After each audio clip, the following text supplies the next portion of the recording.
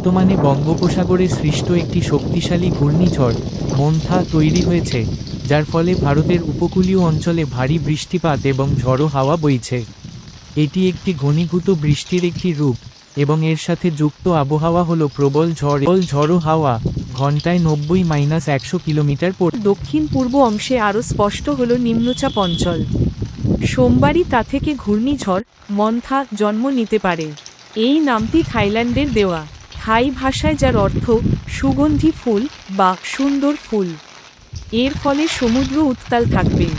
27 অক্টোবরের মধ্যে মৎস্যজীবীদের ফিরে আসার নির্দেশ দিয়েছে হাওয়া অফিস। দক্ষিণবঙ্গের 9টি জেলায় ভারী বৃষ্টির সম্ভাবনা রয়েছে।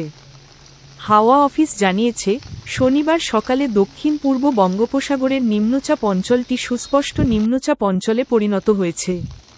আর কয়েক ঘন্টার মধ্যে তা থেকে নিম্নচাপ তৈরি হবে। রবিবারের মধ্যে তা আরও ঘনীভূত হয়ে গভীর নিম্নচাপে পরিণত হতে চলেছে। সোমবার ওই গভীর নিম্নচাপ ঘূর্ণিঝড়ের আকার নেবে।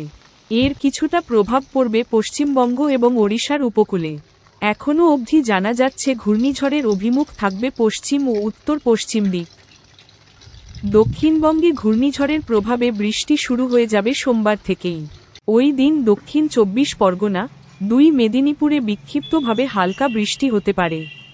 কলকাতায় বজ্রবিদ্যুৎ সহ বৃষ্টির সতর্ক রয়েছে মঙ্গলবার।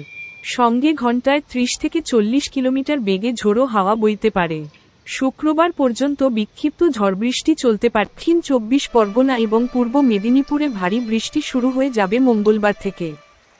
বুধবার ভারী বৃষ্টির সম্ভাবনা রয়েছে হাওড়া, উত্তর 24 পরগনা, পশ্চিম মেদিনীপুর, ঝাড়গ্রামে।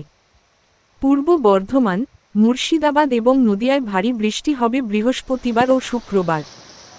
24 পরগনাতেও শুক্রবার পর্যন্ত দুর্যোগের আশঙ্কা রয়েছে। উত্তরবঙ্গেও বৃষ্টি হবে। জলপাইগুড়িতে বুধবার ভারী বৃষ্টির সম্ভাবনা রয়েছে। আলিপুরদুয়ার, কোচবিহার, দক্ষিণ দিনাজপুর এবং মালদহে ভারী বৃষ্টির সম্ভাবনা বৃহস্পতিবার এবং শুক্রবার। নিম্নচাপের প্রভাবে সমুদ্রে ঝোড়ো হাওয়া বইছে। 27 তারিখ থেকে তার বেগ বাড়তে পারে। ঘূর্ণিঝড় তৈরি হওয়ার পর সমুদ্রে হাওয়ার গতি পৌঁছতে পারে সর্বোচ্চ 90 কিলোমিটার প্রতি ঘন্টায়। 28 অক্টোবর পর্যন্ত মৎস্যজীবীদের সমুদ্রে যেতে নিষেধ করা হয়েছে। আপাতত সমুদ্রের পরিস্থিতির দিকে নজর রেখেছে হাওয়া অফিস। আইএমডি জানিয়েছে, আগামী 26 অক্টোবরের মধ্যে এটি ভয়ানক রূপ নেবে এবং পরবর্তী 24 ঘন্টার মধ্যেই এটি ঘূর্ণিঝড়ে পরিণত হওয়ার সম্ভাবনা রয়েছে। এর প্রভাবে দক্ষিণ ভারতের উপকূলীয় রাজ্য তামিলনাড়ুতে ইতিমধ্যেই ব্যাপক বৃষ্টিপাত শুরু হয়েছে। আইএমডি ইতিমধ্যেই 27 অক্টোবর চেন্নাই, তিরুভাল্লুর এবং রানীপেট জেলায় অরেঞ্জ অ্যালার্ট জারি করেছে। সোমবার ওই এলাকাগুলিতে অতি ভারী থেকে অতি ভারী বৃষ্টি হতে পারে বলে পূর্বাভাস দেওয়া হয়েছে। এর পাশাপাশি উপকূলজুড়ে দমকা হাওয়া বইতে পারে, যা ঘন্টায় 60-70 কিলোমিটার বেগে পৌঁছাতে পারে।